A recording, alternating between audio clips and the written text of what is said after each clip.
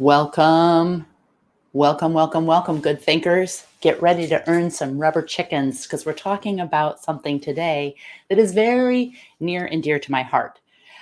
All of the good thinking shows are near and dear to my heart in that they give us all a little bit of time away from all the time that we are told what to think so we can relish and give ourselves a little bit of time for metacognition, which is thinking about our thinking about how we think so we can improve how we think. And we don't have much time in our lives for this. So I'm glad you're here. If you're a regular good thinker or if you're new to good thinking, you know the drill. If you're regular, if you're new, you don't, which is to let us know who you are and where you're from, because this is a conversation. That's the cool thing about the show. It's a conversation, and we want to make sure that everyone's participating. Plus, the other thing that's really wonderful about this show is that people are here from all over the world. And so it really gives us an opportunity to see different viewpoints. And even if you're from the exact same spot, you are also going to have different perspectives. So let's give a couple of comments. Ray says, oh, welcome, Ray. Ray is a regular good thinker and a data expert. Who says, the new course looks good. I'm definitely going to take it. Okay, so what Ray is referring to is our new LinkedIn Learning course called Removing Noise and Bias from Strategic Decision Making. And that's the topic of today. So we'll give a little hint about what this is all from, what this is all about, rather. Barkley. Hi, everyone joining from DC. Welcome, Barkley, to the show. So everyone, let us know who you are and where you're from, and we will get started. All right.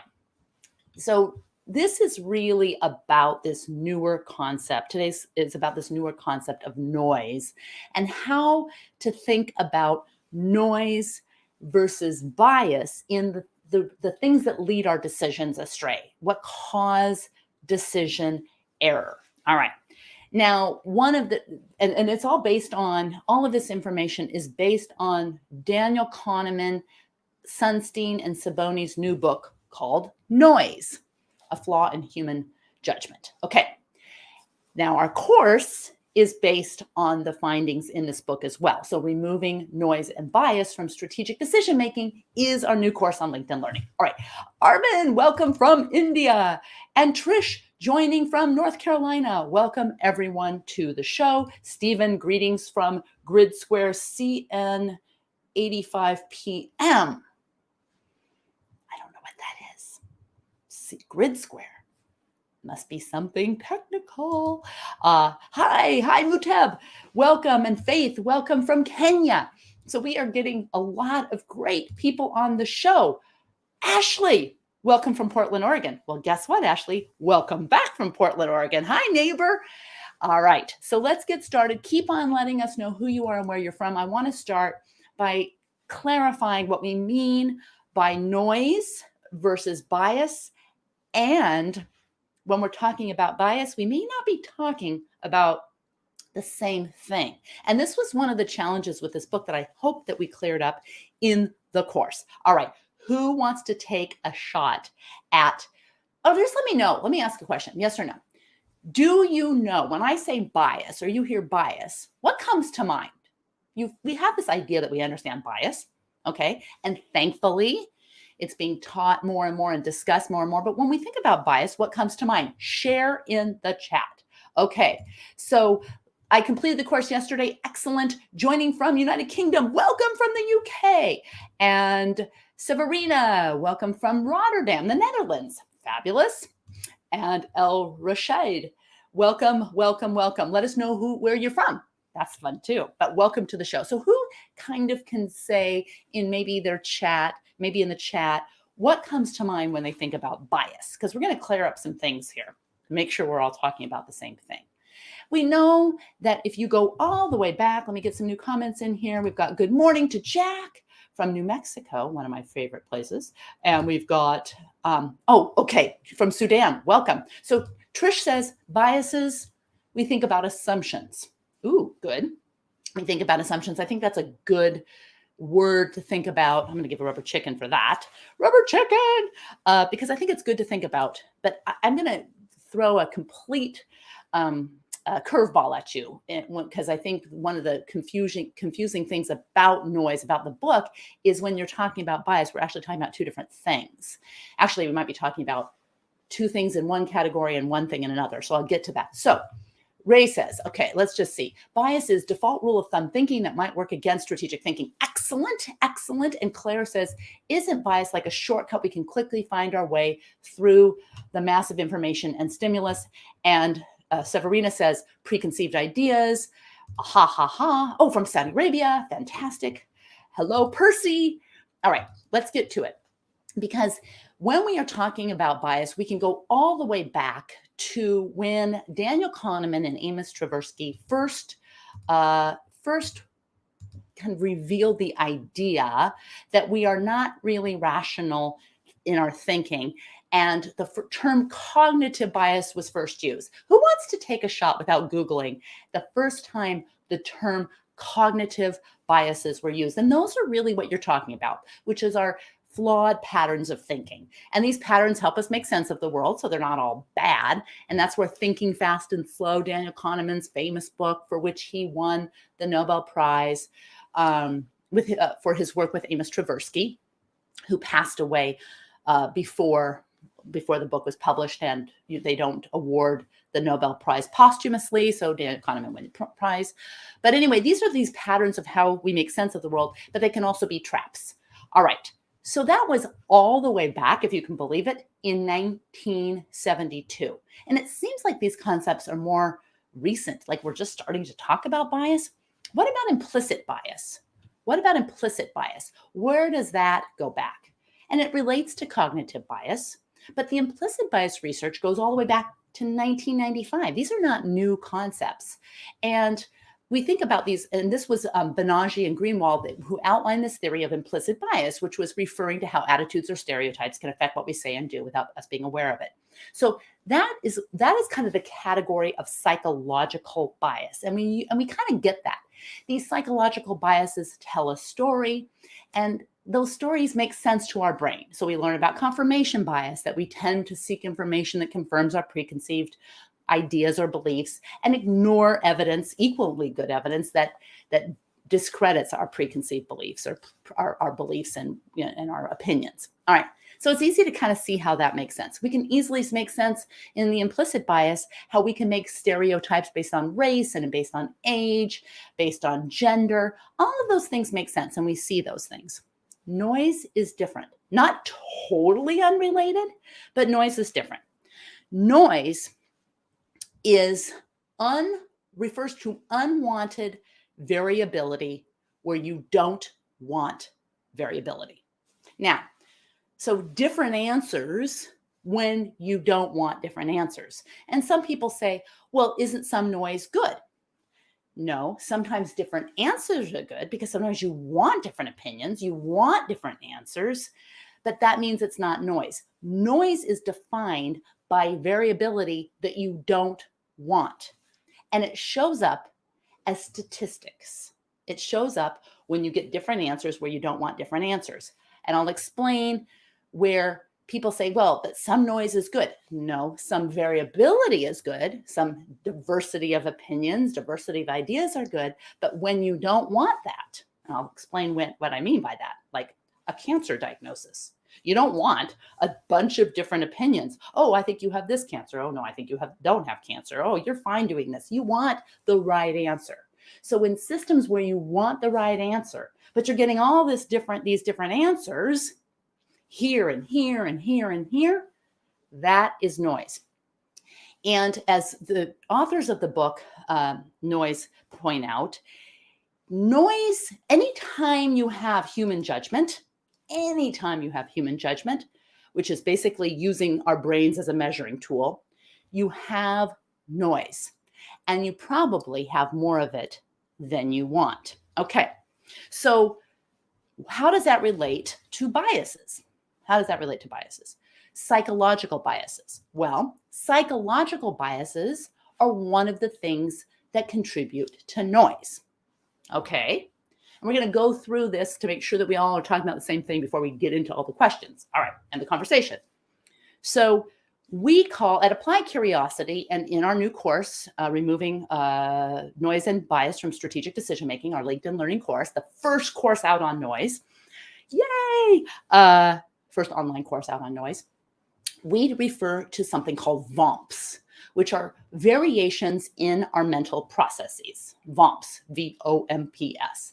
And VOMPs, we know that bias, not statistical, we know that psychological biases and implicit biases create VOMPs, but there are a lot of other hidden factors that create VOMPs too. And it's crazy. Time of day, how hungry we are, barometric pressure, our genetics. All of these things are hidden things that affect our judgment in ways that cause noise. So by just looking at psychological bias, we're not looking at the whole picture. Now, it's awesome and very wise that companies are paying attention to psychological biases and implicit biases and prejudices and all of these things. Super important. Turns out these are a lot harder to address in a very reliable way, other than learning about them. I'm talking about in a way that reduces them, than it is to put measures in place to reduce noise. And that's what we talk about in our course. So take the course. And I don't know if I can still offer a free link, but I can try. So if you want a free link to the course, let me know in the comments and I can see about whether it's still available because it launched last week. All right. So Ruti, hello. We've got, hi, Ruti, welcome.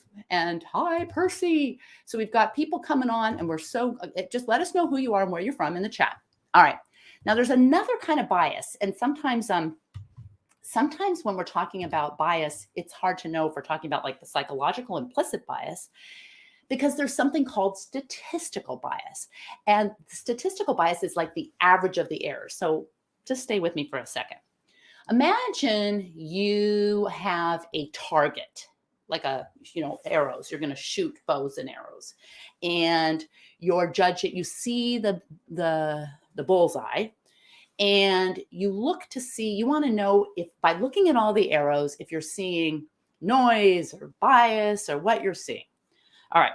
So if you're seeing everyone get the arrows in the actual bullseye, you're seeing the right answer. If you're seeing arrows scattered all over the place, all kinds of variations, all kinds of different answers where you don't want different answers, you're seeing noise. But what if you're seeing agreement? What if you're seeing all the arrows that are kind of like way off to the right and down? All the arrows are coming in here. Here's the bullseye, but everyone's agreeing on this. That is statistical bias, the average of the errors. So if you've got a group of people, and this speaks to diversity, right? If you've got a group of people and they're all agreeing, that's where you look to decide whether you have the right answer or you have statistical bias. You're all agreeing in the same way, in the same wrong way. You all have the same wrong tendencies. And that is very different than when you're all disagreeing all over the place when you want agreement. So the difference between accuracy, noise, and statistical bias, when you want to think about it, just think of the target and the arrows. Just think of the target and the arrows, because that will help you.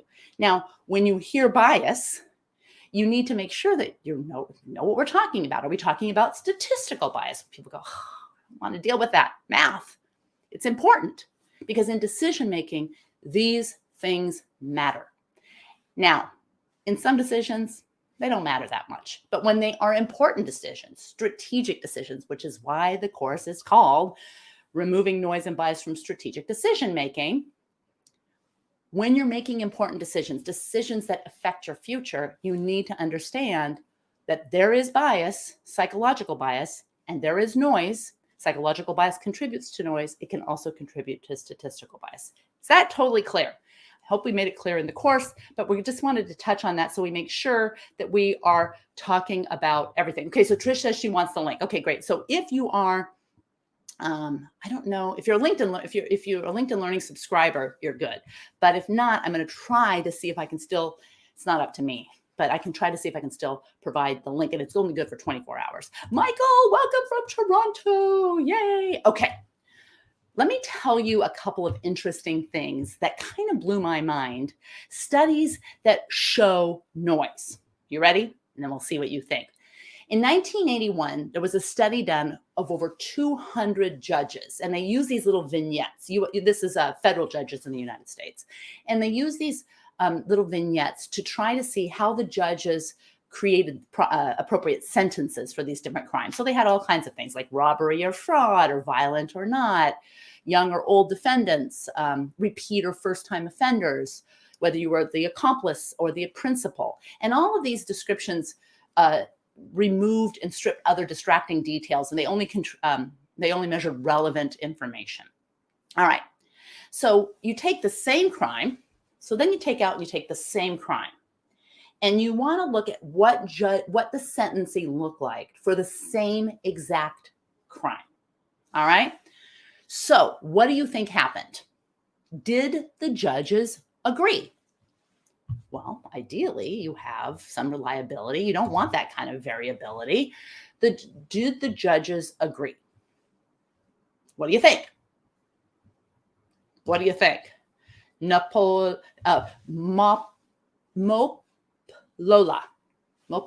Tell me if I pronounce that. I always try to pronounce, and then I practice and practice, but I don't know. So if that's right. Welcome from Lagos, Nigeria. All right. What do you think? Well, it turns out that on average, the sentence for this particular vignette, this particular crime, was 7 years. So ideally, if going back to the target, you want all judges to agree that it's 7-year sentence.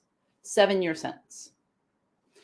Maybe you're okay with a little variability. Maybe you say, okay, we can deal with 3 months variability, but we don't want the person who shows up on a Wednesday to get a different sentence than the same person for the same crime who shows up on a Tuesday. We don't want that kind of variability. We don't want diversity of opinion on sentencing. We want a reliable answer. Okay. So what do you think? If the average was 7 years, what was the swing? So Michael says, no agreement. And Arvin says, no, I don't think so. Perceptions can differ from person to person. Brilliant. And I want to give rubber chickens to both of those answers. And we'll get into how these VOMPs work, these variations in our mental processes. But what happened was between sentences of two randomly chosen judges for the exact same crime, there was a span of a difference, a variability of more than 3.5 years. That means that for the same crime, the same person, I'm not talking about a woman versus a man or someone with dark skin versus light skin. I'm not talking about any of that. I'm talking about the same exact crime, the same exact scenario, all things held equal. There was a swing of 3.5 years, meaning I show up for the same crime on a Monday for Judge A Monday at 3:00, and I get 9 years. And I show up, not you, I show up on a Wednesday morning and I get 5 years. That is noise. And it's something we have to understand and see as something related to, but separate from psychological bias. So psychological bias, meaning implicit bias, prejudices, all the things that we are wisely training on right now, only tell part of the story. And we know this because we also know that all kinds of things, including time of day, which is occasion noise, whether it's before lunch or after lunch, affect judgments in judicial decisions. We also know that it affects diagnoses in medical diagnoses. So, when you hear noise, it's easy to say, well, we want a bunch of variability. We want difference of opinion. That's not what noise is. Noise is specifically when we don't want it. Because if we do want it, awesome. It's great that we have different. But when you go to have a skin cancer or to see if you've got cancer somewhere and you've got a whole bunch of different opinions, when you just want, not different opinions about different treatments I'm talking about whether you have cancer or not. You want the right answer. You don't want this variability. All right. So Michael says different judges put different weight on different factors. Okay, this is brilliant because what you're addressing is the different kinds of noise. And we know that there is level noise, which is described in the book as differences between judges. Like maybe I tend to be harsher than you are about, judging, crime for first offenders or something like that. That's the difference between judges. But we also found something even more pervasive in the literature, was found in the literature, which is called pattern noise. Differences within us. Differences like, I might judge more harshly after my football team loses than, on Monday if they lost on Sunday. All kinds of things. If I'm hungry, I might judge more harshly than I did when I was full or not hungry. So pattern noise is like all the different ways that my tendencies, my personal tendencies as a judge, meaning, whatever I'm judging, not necessarily just on, order in the court kind of judge. And then level noise is between judges. All right, let me get into some of the interesting things. So how much noise, how much noise or how much variability do you want? Well, this is where it gets super interesting, because if your a hiring team is hiring an employee and different interviewers make different decisions on the same candidate, or you make a different decisions on the same candidate on Monday versus Wednesday, which we have found, you don't necessarily see them as the same candidate, but maybe you're given a vignette and your Monday, you're shown this exact candidate and you make decision A. Wednesday, you don't recognize it as the same candidate and you make a different decision on Wednesday. Maybe the barometric pressure is different. Maybe you had a bad day on Tuesday. Maybe the traffic. These are VOMPs, variations in our mental processes. And they do not all come from psychological biases. Some of our variations do come from psychological biases. And to that extent, we should definitely try to understand and deal with our psychological biases, implicit bias, prejudices, all of those things. But there are all kinds of hidden factors that I think, the more data that we have, and with AI and personalized medicine and tracking and all of, personalized tracking, we're going to find all kinds of things. Maybe the oxygen levels, we already know pollution levels dramatically affect outcomes on intelligence tests and SAT tests, pollution levels. It's crazy. All of these things that we are hidden from us. And biases or psychological biases don't tell the whole story. They tell an important story, but not the whole story. All right, let's see. Claire says, I use similar examples in my bias workshops, and everyone is always astounded by the impact hunger and the time of day have on court rulings. Yes, that is VOMPs, variations in our mental processes. Should you talk without speed? Oh, hard to understand. Sorry, I'm talking quickly. I will try to slow down a little bit. We've got people from all over, and English isn't always the first language. So thank you, Muteb, for reminding me to slow down. Now, obviously, if you want to go deeper in this, take the course. I really am excited about this course. I think it's going to change how we think about making strategic decisions.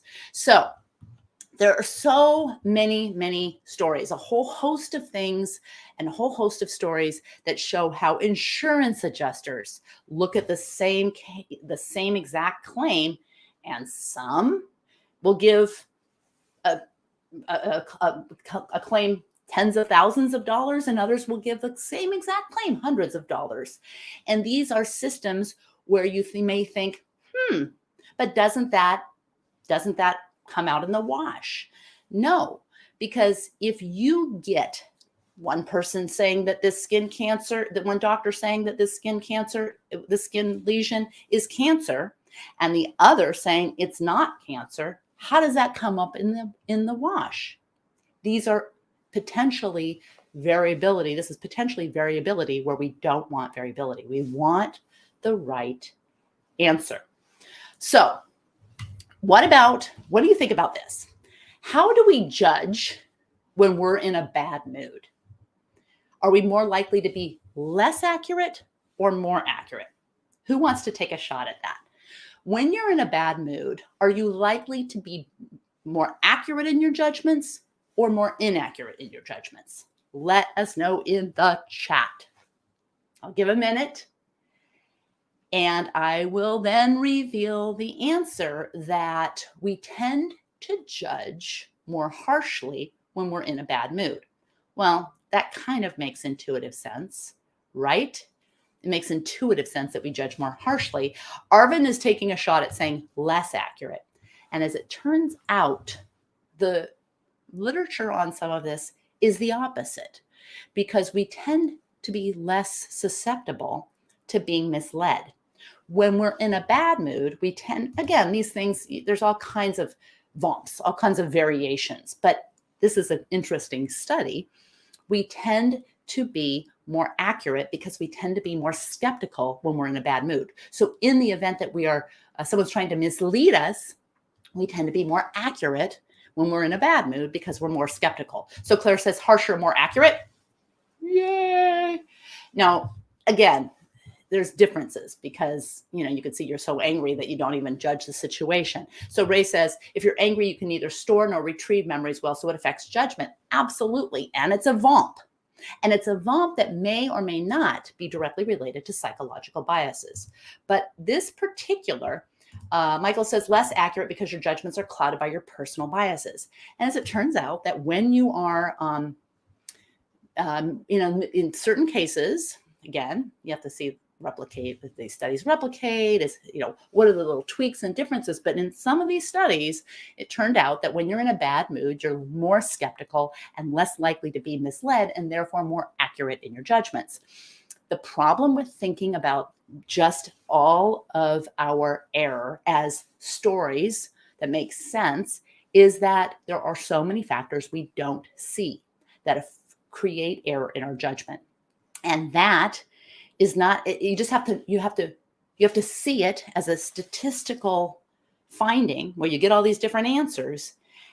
And then you can't always make sense of it because you don't know if it's barometric pressure or your genetics, or that you were hungry, or your blood pressure is low, or your oxygen level is low, or you have a virus.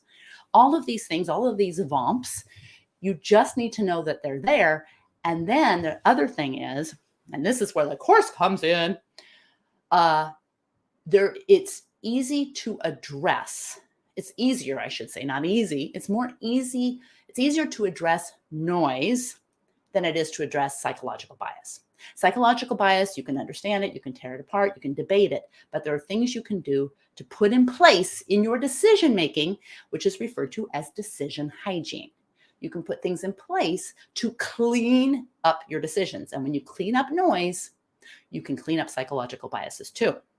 Now, what do you do when you see the right answer? When you see the right answer, you might think, oh, everyone's agreeing. We must have the right answer. When you have everyone agreeing, you don't have noise, but you might have statistical bias. So you have to decide. That's when you go looking for bias. All right. So Arvin says, how do you overcome or minimize noise? So I'm just going to touch on it a little. We have like 2 more minutes. I'm going to touch on it a little bit, but if you really want to dive deep, and I think this is going to be the topic of the future, this whole concept of noise. That's why we jumped on getting this course out there. I'm excited about it. So first of all, first impressions are very noisy. So we talk about in the course Cascade Effect, that the first person who speaks has an undue influence on judgment. If you're making a decision, you're in a group, you're analyzing a case with a group of doctors, you're judging an investment, you're looking at candidates. The first person who speaks has undue influence and causes what we call the Cascade Effect, where let's just say that candidate A and candidate B, and the first person that speaks says, I really like candidate A. Even if you think that you like candidate B to begin with, there is these VOMPs, these variations that are determined by the first person who speaks that can cascade down